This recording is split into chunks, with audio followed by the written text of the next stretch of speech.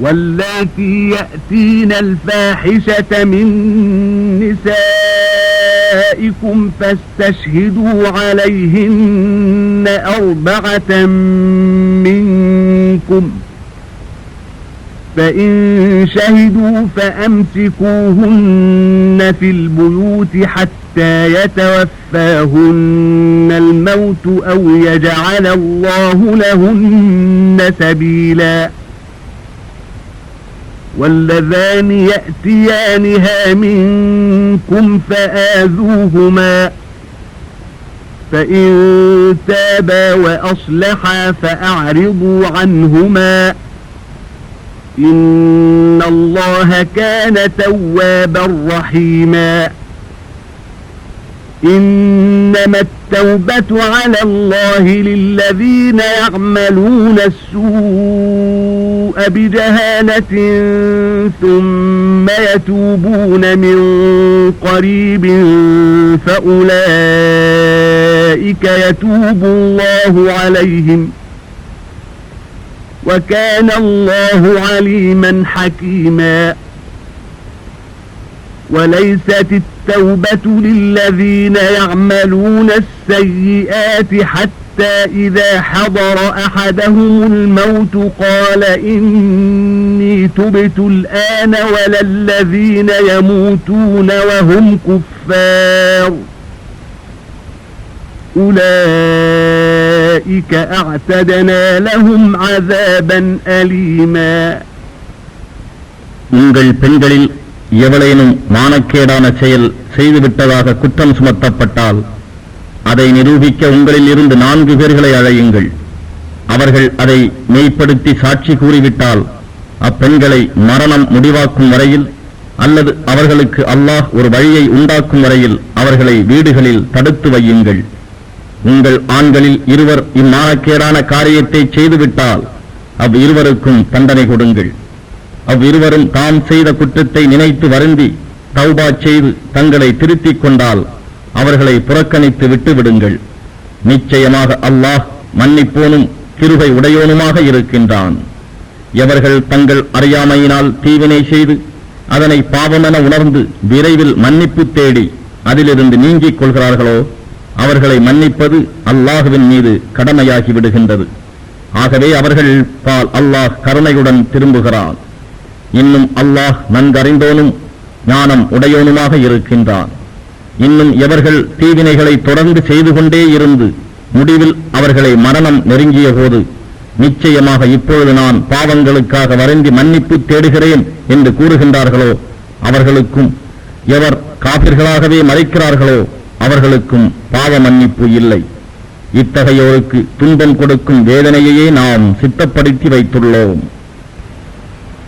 يا أيها الذين آمنوا لا يحل لكم أن ترثوا النساء كرها ولا تعضلوهن لتذهبوا ببعض ما آتيتموهن إلا أن يأتين بفاحشة مبينة وعاشروهن بالمعروف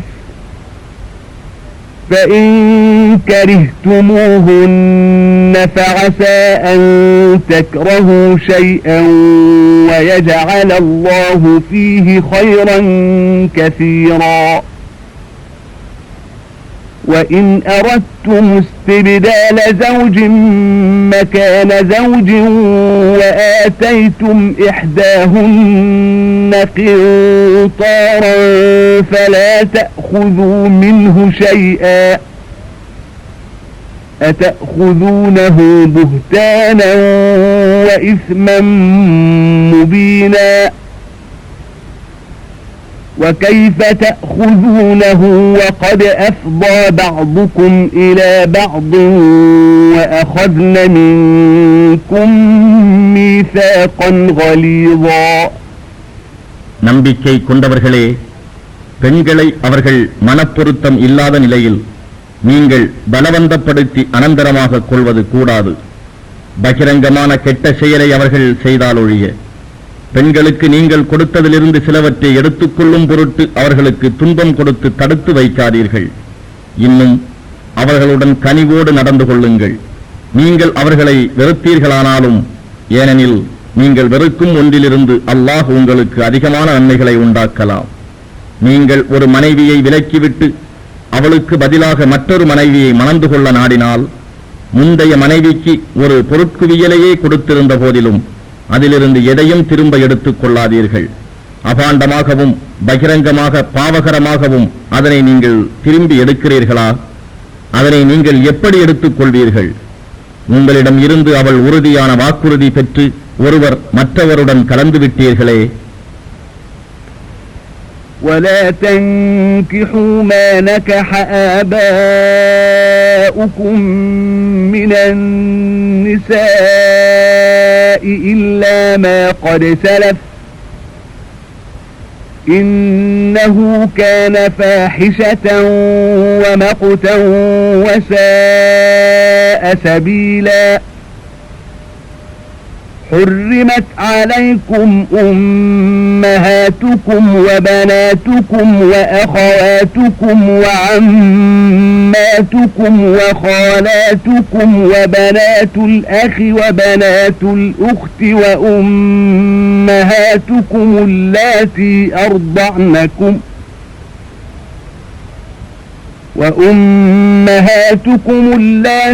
أرضعنكم وأخواتكم من الرضاعة وأمهات نسائكم وربائبكم اللاتي في حجوركم من نسائكم وربائبكم اللاتي في حجوركم من نسائكم اللاتي دخلتم بهن فإن لم تكونوا دخلتم بهن فلا جناح عليكم فإن لم تكونوا دخلتم بهن فلا جناح عليكم وحلائل أبنائكم الذين من أصلابكم وأن تجمعوا بين الأختين إلا ما قد سلف إن الله كان غفورا رحيما. முன்னால் நடந்து போனதை தவிர இனிமேல் நீங்கள் உங்களுடைய தந்தையர் மணமுடித்துக் கொண்ட பெண்களில் இருந்து எவரையும் விவாகம் செய்து கொள்ளாதீர்கள். நிச்சயமாக இது மானக்கேடானதும் வெறுக்கக்கூடியதும் தீமையான வழியுமாகும். உங்களுக்கு மணமுடிக்க விலக்கப்பட்டவர்கள் உங்கள் தாய்மார்களும் உங்கள் புதல்வியரும் உங்கள் சகோதரிகளும் உங்கள் தந்தையின் சகோதரிகளும் உங்கள் தாயின் சகோதரிகளும் உங்கள் சகோதரனின் புதல்வியரும் உங்கள் சகோதரியின் புதல்வியரும் உங்களுக்கு பாலூட்டிய செவிலி தாய்மார்களும் பால்குடி சகோதரிகளும் உங்கள் மனைவியரின் தாய்மார்களும் ஆவார்கள். அவ்வாறே நீங்கள் ஒரு பெண்ணை விவாகம் செய்து அவளுடன் நீங்கள் சேர்ந்துவிட்டால் அவளுடைய முந்திய கணவனுக்கு பிறந்த உங்கள் கண்காணிப்பில் இருக்கும் மகளை நீங்கள் கல்யாணம் செய்யக்கூடாது. ஆனால் நீங்கள் ஒரு பெண்ணை மணந்த பின்னர் அவளுடன் வீடு கூடாமல் இருந்தால் அவளை விலக்கி அவளுக்கு முந்திய கணவனால் பிறந்த பெண்ணை விவாகம் செய்து கொள்வதில் உங்கள் மீது குற்றமில்லை. உங்களுக்கு பிறந்த குமாரர்களின் மனைவியரையும் நீங்கள் விவாகம் செய்து கொள்ளக்கூடாது. 2 சகோதரிகளை ஒரே காலத்தில் மனைவியராக ஒன்று சேர்ப்பது விலக்கப்பட்டது. இதற்கு முன் நடந்துவிட்டவை தவிர அவை அறியாமையினால் நடந்துவிட்டமையால் நிச்சயமாக அல்லாஹ் மன்னிப்போனும் கருணை உடையோனுமாக இருக்கின்றான். والمحصنات من النساء إلا ما ملكت أيمانكم كتاب الله عليكم وأحل لكم ما وراء ذلكم أن تبتغوا بأموالكم محصنين غير مسافحين فما استمتعتم به منهن فآتوهن أجورهن فريضة ولا جناح عليكم فيما تراضيتم به من بعد الفريضة إن الله كان عليما حكيما ومن لم يستطع منكم طولا أن ينكح المحصنات المؤمنات فمما ملكت أيمانكم من فتياتكم المؤمنات والله أعلم بإيمانكم بعضكم من بعض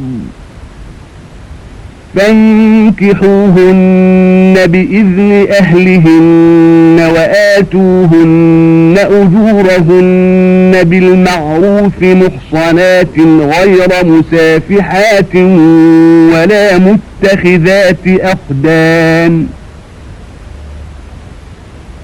فإذا أحصن فإن أتين بفاحشة فعليهن نصف ما على المحصنات من العذاب ذلك لمن خشي العنة منكم وأن تصبروا خير لكم والله غفور رحيم. இன்னும் போரில் பிடிபட்டு உங்கள் ஆதரவில் இருக்கும் அடிமை பெண்களை தவிர கணவனுள்ள பெண்களை நீங்கள் மணமுடிப்பது விலக்கப்பட்டுள்ளது. இவை அனைத்தும் அல்லாஹ் உங்கள் மீது விதியாக்கியவை ஆகும். இவர்களை தவிர மற்ற பெண்களை தவறான முறையில் இன்பம் அனுபவிக்காமல் அவர்களுக்கு உங்கள் செல்வங்களிலிருந்து மகராக கொடுத்து திருமணம் செய்ய தேடிக்கொள்வது உங்களுக்கு அனுமதிக்கப்பட்டுள்ளது. எனவே இவ்வாறு சட்டபூர்வமாக மணந்து கொண்ட பெண்களிடம் இருந்து நீங்கள் சுகம் அனுபவிப்பதால் அவர்களுக்காக விதிக்கப்பட்ட மகத்தொகையை கடமையாக கொடுத்து விடுங்கள். எனினும் மகரை பேசி முடித்தபின் அதை கூட்டவோ அல்லது குறைக்கவோ இருவரும் சம்மதித்துக் கொண்டால் உங்கள் மேல் குற்றமாகாது. நிச்சயமாக அல்லாஹ் நன்கறிந்தோனும் ஞானமுடையோனுமாக இருக்கின்றான். உங்களில் எவருக்கு சுதந்திரமுள்ள மூமினான பெண்களை விவாகம் செய்து கொள்ள சக்தி இல்லையோ அவர்கள் மூமினான அடிமை பெண்களிலிருந்து உங்கள் வலக்கரங்கள் சொந்தமாக்கிக் கொண்ட பெண்களை மணமுடித்துக் கொள்ளலாம். அல்லாஹ் உங்கள் ஈமானை நன்கு அறிகிறவன்.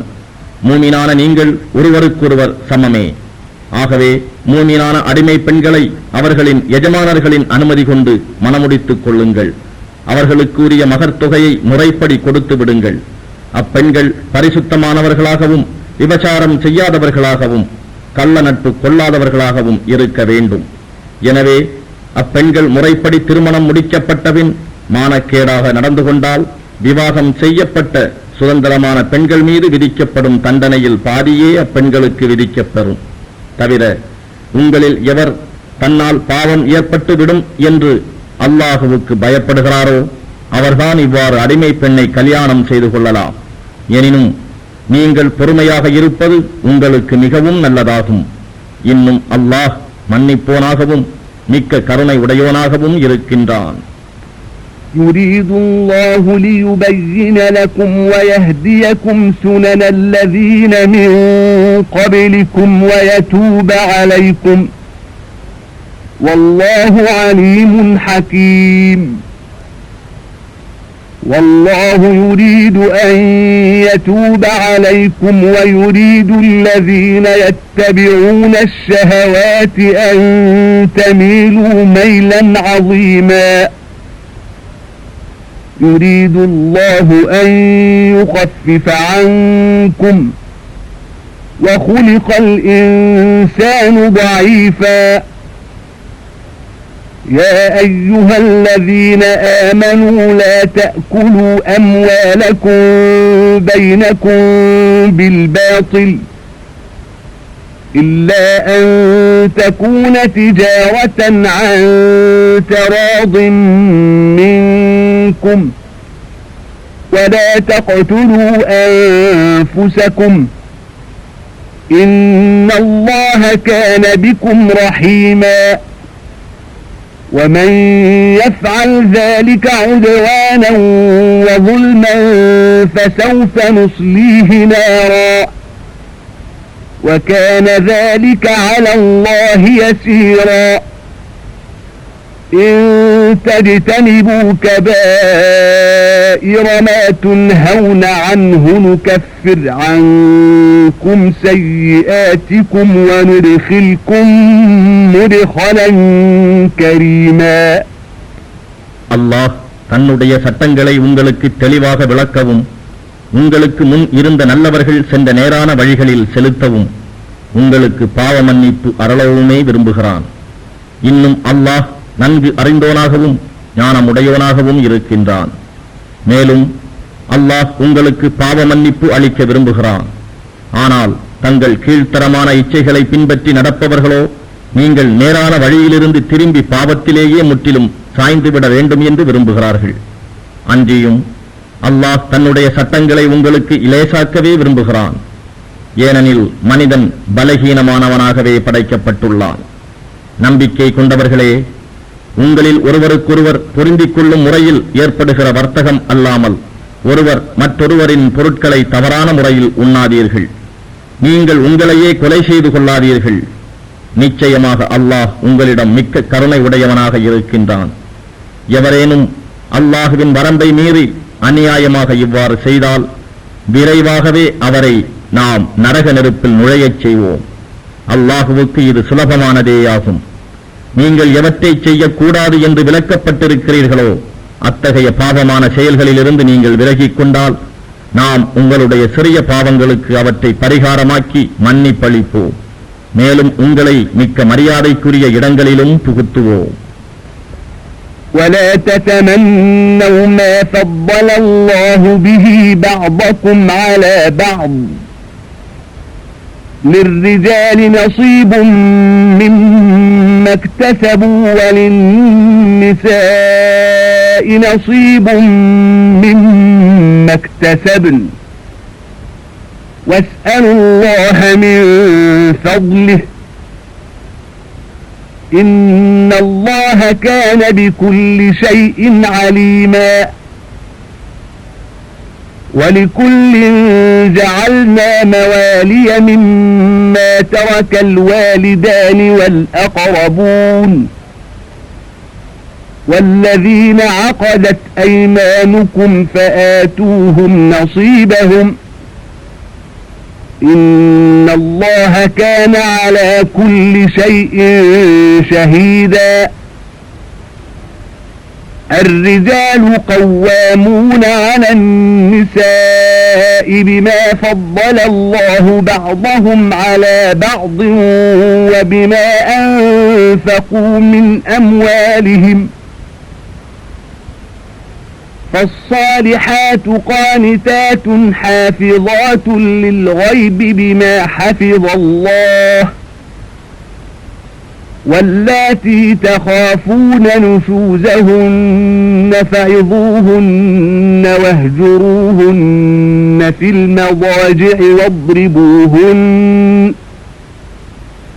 فإن أطعنكم فلا تبغوا عليهن سبيلا إن الله كان عليا كبيرا وإن خفتم شقاق بينهما فبعثوا حكما من أهله وحكما من أهلها إن يريدا إصلاحا يوفق الله بينهما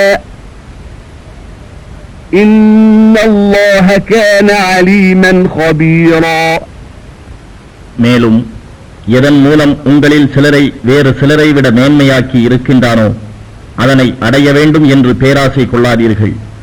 ஆண்களுக்கு அவர்கள் சம்பாதித்தவற்றில் உரிய பங்கு உண்டு. அவ்வாறே பெண்களுக்கும் அவர்கள் சம்பாதித்தவற்றில் உரிய பங்கு உண்டு. எனவே அல்லாஹ்விடம் அவன் அருளை கேளுங்கள்.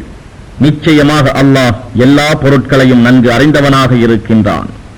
இன்னும் தாய் தந்தையரும் நெருங்கிய பந்துக்களும் விட்டுச் செல்கின்ற செல்வத்திலிருந்து விகிதப்படி அதை அடையும் வாரிசுகளை நாம் குறிப்பாக்கியுள்ளோம்.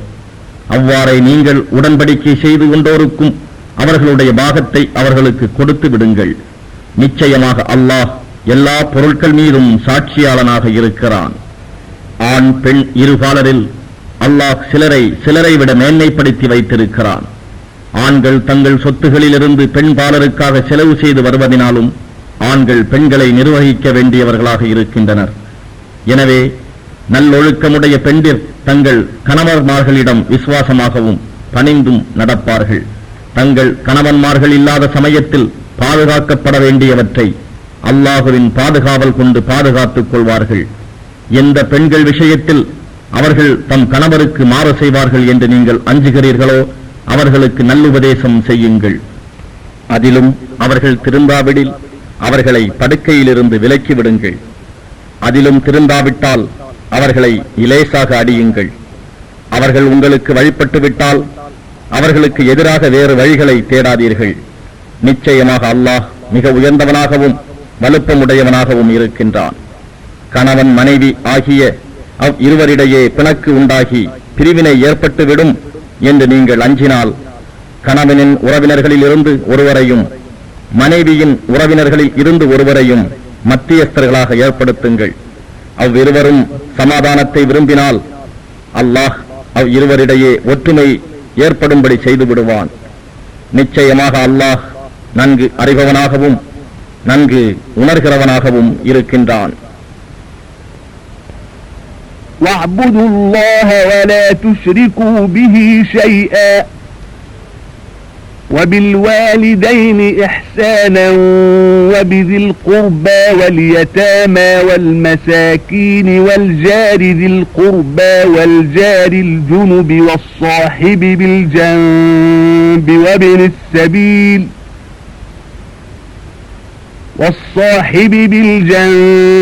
وَابْنِ السَّبِيلِ وَمَا مَلَكَتْ أَيْمَانُكُمْ إِنَّ اللَّهَ لَا يُحِبُّ مَنْ كَانَ مُخْتَالًا فَخُورًا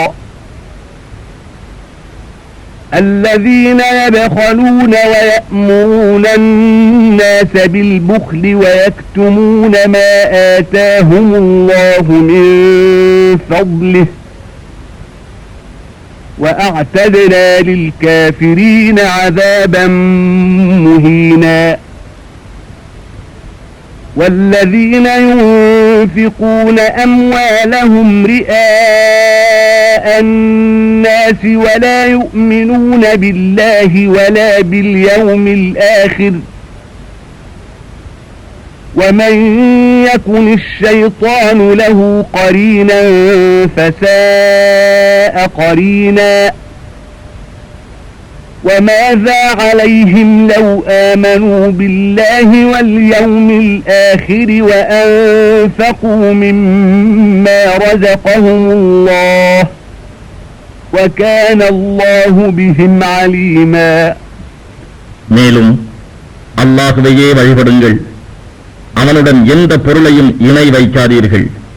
மேலும் தாய் தந்தையர்க்கும் நெருங்கிய உறவினர்களுக்கும் அனாதைகளுக்கும் ஏழைகளுக்கும் அண்டை வீட்டிலுள்ள உறவினர்களுக்கும் அருகிலுள்ள அண்டை வீட்டாருக்கும் பிரயாணம் தொழில் போன்றவற்றில் கூட்டாளிகளாக இருப்போருக்கும் வழிப்போக்கர்களுக்கும் உங்களிடம் உள்ள அடிமைகளுக்கும் அன்புடன் உபகாரம் செய்யுங்கள். நிச்சயமாக அல்லாஹ் கர்வம் உடையோராக வீண் பெருமை உடையோராக இருப்பவர்களை நேசிப்பதில்லை. அத்தகையோர் உலோகத்தனம் செய்வதுடன் பிற மனிதர்களையும் உலோகத்தனம் செய்யும்படி தூண்டி அல்லாஹ் தன் அருள் கொடையினின்று அவர்களுக்கு கொடுத்ததை மறைத்துக் கொள்கிறார்கள். அத்தகைய நன்றி கெட்டவர்களுக்கு இழிவான தண்டனையை நாம் சித்தப்படுத்தி வைத்துள்ளோம். இன்னும் எவர்கள் மற்ற மனிதர்களுக்கு காட்டுவதற்காக தங்கள் பொருள்களை செலவு செய்வதுடன் அல்லாஹுவையும் இறுதி நாளையும் நம்பாதிருக்கின்றனரோ அவர்களுக்கு ஷைத்தானே கூட்டாளி ஆவான். எவனுக்கு ஷைத்தான் கூட்டாளியாக இருக்கிறானோ அவன் கூட்டாளிகளெல்லாம் மிக தீயவன் என்பதை அறிய வேண்டாமா? இவர்கள் அல்லாஹுவையும் இறுதி நாளையும் நம்பி இவர்களுக்கு அல்லாஹ் வழங்கியவற்றிலிருந்து செலவும் செய்வார்களானால் இவர்களுக்கு என்ன கேடு ஏற்பட்டுவிடப் போகிறது? அல்லாஹ் இவர்களை நன்கு அறிபவனாகவே இருக்கின்றான். إِنَّ اللَّهَ لَا يَظْلِمُ مِثْقَالَ ذَرَّةٍ وإن تك حسنة يضاعفها ويؤت من لدنه أجرا عظيما فكيف إذا جئنا من كل أمة بشهيد وجئنا بك على هؤلاء شهيدا يومئذ يود الذين كفروا وعصوا الرسول لو تسوى بهم الأرض ولا يكتمون الله حديثا يا أيها الذين آمنوا لا تقربوا الصلاة وأنتم سكارى حتى تعلموا ما تقولون ولا جنبا إلا عابري سبيل حتى تغتسلوا وإن كنتم مرضى أو على سفر أو جاء أحد منكم من الغائط أو لامستم النساء فلم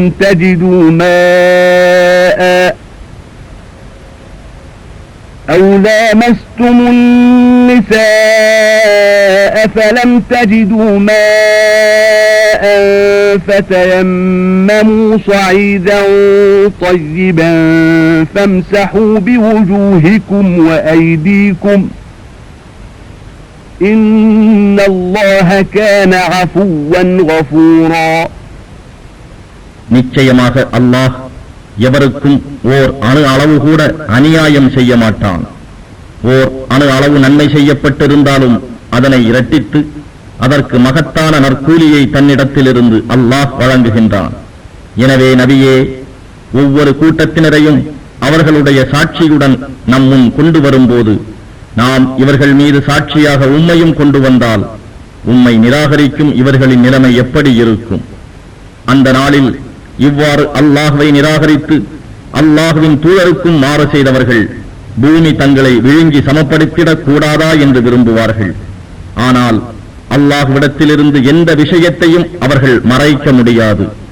நம்பிக்கை கொண்டவர்களே, நீங்கள் ஓதுவது இன்னது என்று நீங்கள் அறிந்து கொள்ள முடியாதவாறு நீங்கள் போதையில் இருக்கும்போது தொழுகைக்கு நெருங்காதீர்கள். அன்றியும் குளிக்க வேண்டிய கடமை இருந்தாலும் நீங்கள் குளிக்கும் வரை தொழுகையை நெருங்காதீர்கள். ஆயினும் நீங்கள் யாத்திரையில் இருந்தால் அன்றி. எனவே நீங்கள் நோயாளியாகவோ யாத்திரையிலோ மலஜலம் கழித்தோ பெண்களை தீண்டியோ இருந்து சுத்தம் செய்து கொள்ள தண்ணீரை பெறாவிடின் சுத்தமான மண்ணை தொட்டு உங்களுடைய முகங்களையும் உங்களுடைய கைகளையும் தடவி தயமும் செய்து கொள்ளுங்கள். இதன் பின் தொழலாம்.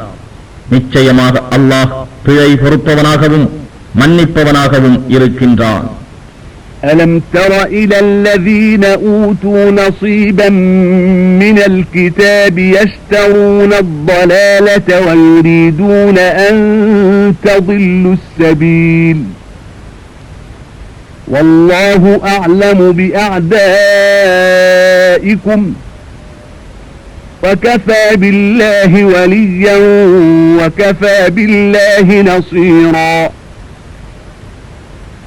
من الذين هادوا يحرفون الكلم عن مواضعه ويقولون سمعنا وعصينا واسمع غير مسمع وراعنا ليا بألسنتهم وطعنا في الدين ولو أنهم قالوا سمعنا وأطعنا واسمع وانظرنا لكان خيرا لهم وأقوم ولكن لعنهم الله بكفرهم فلا يؤمنون إلا قليلا. நபியே, வேதத்திலிருந்து ஒரு பாகம் கொடுக்கப்பட்டோரை நீர் கவனிக்கவில்லையா? அவர்கள் வழிகேட்டை விலைக்கு வாங்கிக் கொள்ளுகின்றனர். நீங்கள் வழிகெட்டு விட வேண்டும் என்றும் அவர்கள் விரும்புகிறார்கள். மேலும் அல்லாஹ் உங்கள் பகைவர்களை நன்கறிவான். உங்களுக்கு பாதுகாவலனாக இருக்க அல்லாஹ் போதுமானவன். உங்களுக்கு உதவியாளனாக இருக்கவும் அல்லாஹ் போதுமானவன். யூதர்களில் சிலர் வேத வாக்குகளின் கருத்தை அதற்கு உரிய இடத்திலிருந்து புரட்டுகின்றனர். இன்னும் உம்மை நோக்கி நபியே, நீர் சொன்னதை நாம் கேட்டோம், ஆனால் அதற்கு மாறாகவே செய்வோம். இன்னும் நாம் கூறுவதை நீர் கேளும். நீர் கூறுவது செவியேறாது போகட்டும் என்று கூறி ராயினா என்று தங்கள் நாவுகளை கோணிக்கொண்டு பேசி சன்மார்க்கத்தை பழிக்கின்றனர்.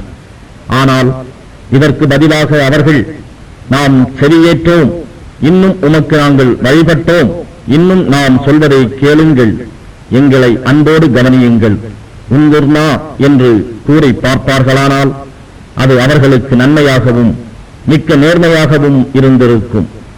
ஆனால் அவர்களுடைய குஃப்ரின் நிராகரிப்பின் காரணமாக அல்லாஹ் அவர்களை சபித்து விட்டான். ஆகையால் அவர்களில் சிலரை தவிர மற்றவர்கள் ஈமான் கொள்ள மாட்டார்கள்.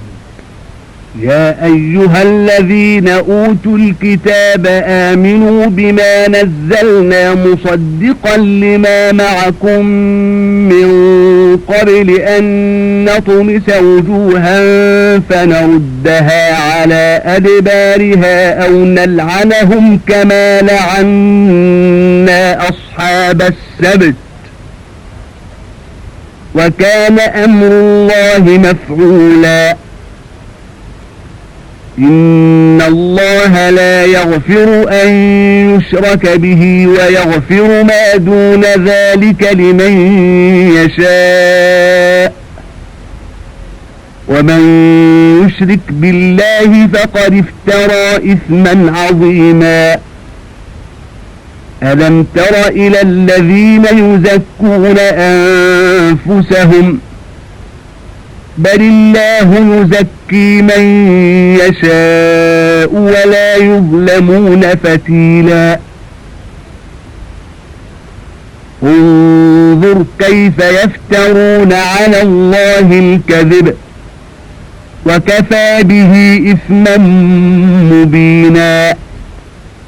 வேதம் வழங்கப்பட்டவர்களே, நாம் உங்கள் முகங்களை மாற்றி அவற்றை பின்புறமாக திருப்பி விடுவதற்கு முன்னே அல்லது சனிக்கிழமையில் வரம்பு மீறிய அஸ்ஹாபு சப்த் என்றோரை நாம் சபித்த பிரகாரம் சபிக்கும் முன்னே உங்களிடம் உள்ள வேதத்தை உண்மையாக்கி அருளப் பெற்ற இவ்வேதத்தை குர்ஆனை நம்புங்கள். அல்லாஹுவின் கட்டளை நிறைவேற்றப்பட்டே தீரும். நிச்சயமாக அல்லாஹ் தனக்கு இணை வைப்பதை மன்னிக்க மாட்டான். இதை தவிர மற்ற எதையும் தான் நாடியவர்களுக்கு மன்னிப்பான். யார் அல்லாஹுவுக்கு இணை வைக்கிறார்களோ அவர்கள் நிச்சயமாக மிகவும் பெரிய பாவத்தையே கற்பனை செய்கின்றார்கள். நபியே, தங்களை தாங்களே பரிசுத்தமானவர்கள் என்று கூறிக்கொள்பவர்களை நீர் பார்க்கவில்லையா? அவர்கள் கூறுவது போல் அல்ல, அல்லாஹ் தான் நாடியவர்களை பரிசுத்தம் ஆக்குவான். இது விஷயத்தில் எவரும் ஓர் அணு அளவும் அநியாயம் செய்யப்பட மாட்டார்கள். நபியே, அவர்கள் எவ்வாறு அல்லாஹுவுக்கு இணை உண்டென்று பொய் கற்பனை செய்கிறார்கள் என்பதை கவனியும். இதுவே அவர்களுடைய பகிரங்கமான பாவத்துக்கு போதுமான சான்றாக இருக்கின்றது. ألم تر إلى الذين أوتوا نصيبا من الكتاب يؤمنون بالجبت والطاغوت ويقولون للذين كفروا هؤلاء أهدى من الذين آمنوا سبيلا أولئك الذين لعنهم الله ومن يلعن الله فلن تجد له نصيرا أم لهم نصيب من الملك فإذا لا يؤتون الناس نقيرا أم يحسدون الناس على ما آتاهم الله من فضله فقد آتينا آل إبراهيم الكتاب والحكمة وآتيناهم ملكا عظيما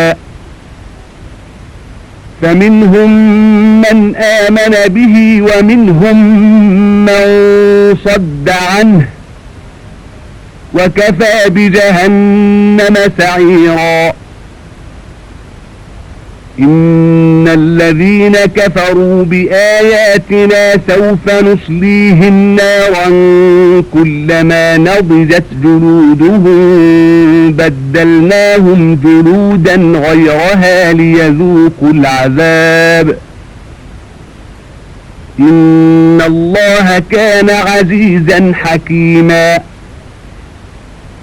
والذين آمنوا وعملوا الصالحات سندخلهم جنات تجري من تحتها الأنهار خالدين فيها أبدا لهم فيها أزواج مطهرة وندخلهم ظلا ظليلا. நபியே, வேதத்தில் ஒரு பாகம் கொடுக்கப்பட்டவர்களை நீர் பார்க்கவில்லையா? இவர்கள் சிலைகளையும் பேய் பிசாசுகளையும் நம்பி காபிர்களை குறித்து இவர்கள்தான் நம்பிக்கை கொண்டவர்களை விட நேரான பாதையில் இருக்கிறார்கள் என்றும் கூறுகின்றனர். இவர்களைத்தான் அல்லாஹ் சபிக்கிறான். எவர்களை அல்லாஹ் சபிக்கிறானோ அவர்களுக்கு உதவி செய்பவர் எவரையும் நீர் காண மாட்டீர். இவர்களுக்கு இவ்வுலக ஆட்சியில் ஒரு சிறு பாகமாவது இருக்கிறதா? அப்படி இருந்தால் மற்ற மனிதர்களுக்கு அதிலிருந்து ஓர் எள்ளளவும் கொடுக்க மாட்டார்கள். அல்லாஹ் தன் அருளினால் மனிதர்களுக்கு வழங்கியவற்றின் மீது இவர்கள் பொறாமை கொள்கின்றார்களா? இன்னும் நாம் நிச்சயமாக இப்ராஹீமின் சந்ததியினருக்கு வேதத்தையும் ஞானத்தையும் கொடுத்தோம். அத்துடன் மாபெரும் அரசாங்கத்தையும் அவர்களுக்கு கொடுத்தோம். அவ்வாறிருந்தும் அவர்களில் சிலர் நம்பிக்கை கொண்டார்கள், சிலர் தங்கள் முகங்களை திருப்பிக் கொண்டார்கள். இவ்வாறு முகம் திருப்பிக் கொண்டோருக்கு கொழுந்து விட்டெறியும் நரகமே போதுமானது. யார் நம் வேத வசனங்களை நிராகரிக்கிறார்களோ அவர்களை நாம் நிச்சயமாக நரகத்தில் புகுத்தி விடுவோம். அவர்கள் தோள்கள் கருகிவிடும் போதெல்லாம் அவையல்லா வேறு தோள்களை அவர்கள் வேதனையை பூரணமாக அனுபவிப்பதற்கு என நாம் மாற்றிக்கொண்டே இருப்போம். நிச்சயமாக அல்லாஹ் மிகைத்தவனாகவும் ஞானமுள்ளவனாகவும் இருக்கின்றான். அவர்களில் எவர்கள் ஈமான் கொண்டு நன்மையான காரியங்களை செய்கிறார்களோ அவர்களை சுவனபதிகளில் புகுத்துவோம். அவற்றின் கீழே ஆறுகள் ஓடிக்கொண்டிருக்கும். அவற்றில் அவர்கள் என்றென்றும் இருப்பர். அங்கு அவர்களுக்கு பரிசுத்தமான துணைவியருண்டு. அவர்களை அடர்ந்த நிழலிலும் அமரச் செய்வோம்.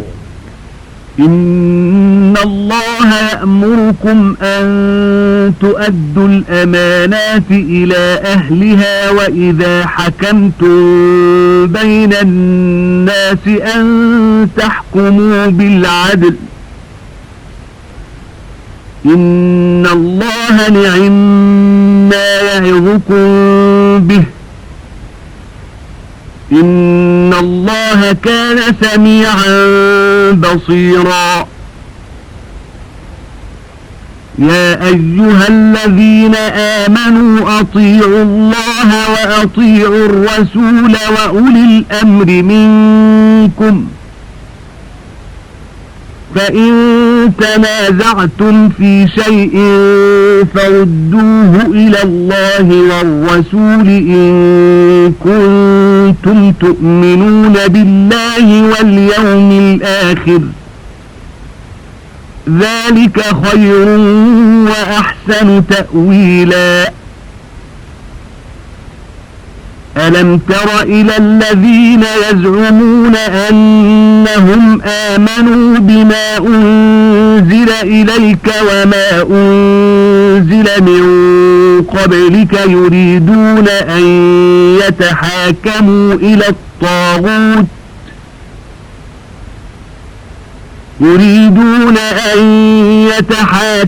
إلى الطاغوت وقد أمروا أن يكفروا به ويريد الشيطان أن يضلهم ضلالا بعيدا. وإذا قيل لهم تعالوا إلى ما أنزل الله وإلى الرسول رأيت المنافقين يصدون عنك صدودا. فكيف إذا أصابتهم مصيبة بما قدمت أيديهم ثم جاءوك يحلفون بالله إن أردنا إلا إحسانا وتوفيقا أولئك الذين يعلم الله ما في قلوبهم فأعرض عنهم وعظهم وقل لهم في أنفسهم قولا بليغا. நம்பி உங்களிடம் ஒப்படைக்கப்பட்ட அமானிதங்களை அவற்றின் சொந்தக்காரர்களிடம் நீங்கள் ஒப்புவித்துவிட வேண்டும் என்றும், மனிதர்களிடையே தீர்ப்பு கூறினால் நியாயமாகவே தீர்ப்பு கூறுதல் வேண்டும் என்றும் உங்களுக்கு நிச்சயமாக அல்லாஹ் கட்டளையிடுகிறான்.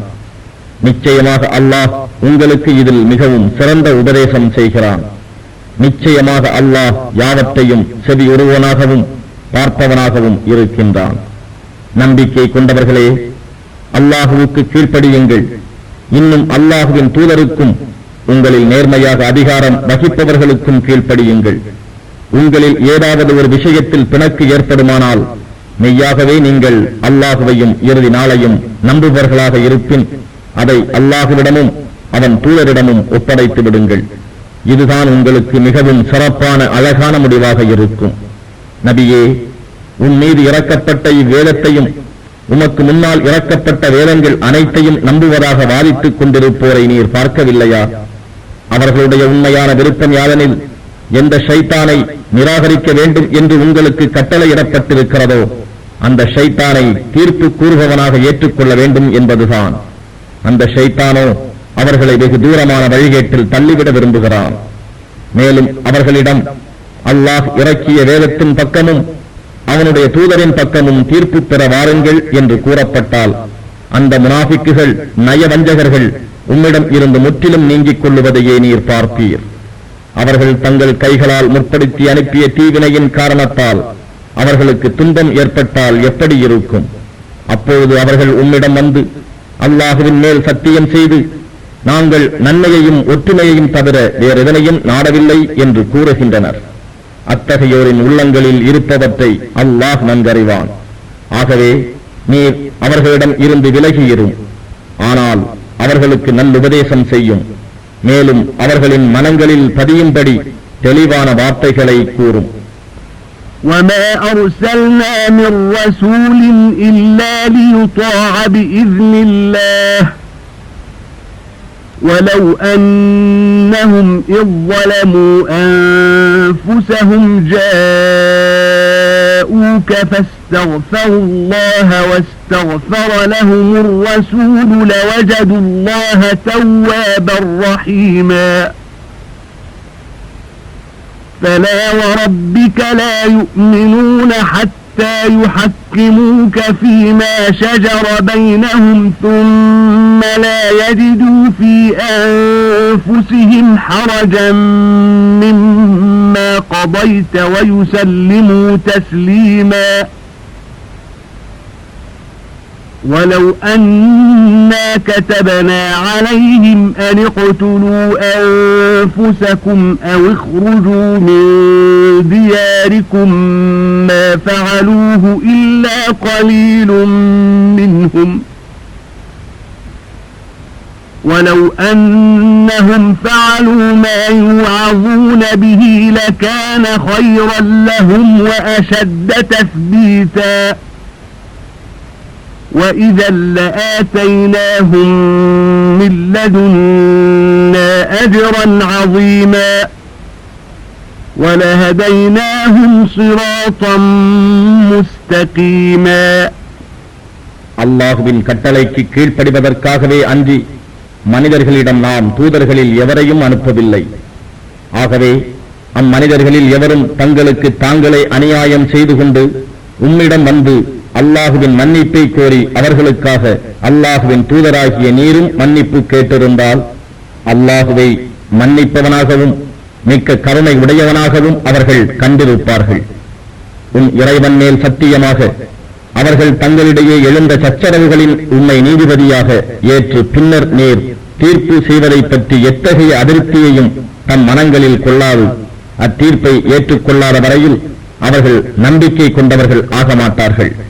மேலும் நாம் அவர்களை பார்த்து, நீங்கள் உங்களை வெட்டி மாய்த்துக் கொள்ளுங்கள் அல்லது உங்களுடைய வீடுகளிலிருந்து வெளியேறிவிடுங்கள் என்று கட்டளையிட்டிருப்போமானால் அவர்களில் சிலரை தவிர மற்றவர்கள் அவ்வாறு செய்திருக்க மாட்டார்கள். ஆனால் அவர்கள் தங்களுக்கு உபதேசம் செய்யப்பட்டபடி நடந்திருப்பார்களானால் அது அவர்களுக்கு நன்மையாகவும் அவர்கள் நம்பிக்கையை மிகவும் உறுதிப்படுத்துவதாகவும் இருந்திருக்கும். அப்போது நாம் அவர்களுக்கு நம்மிடம் இருந்து மகத்தான நற்கூலியை கொடுத்திருப்போம். மேலும் அவர்களுக்கு நேரான வழியையும் காட்டியிருப்போம்.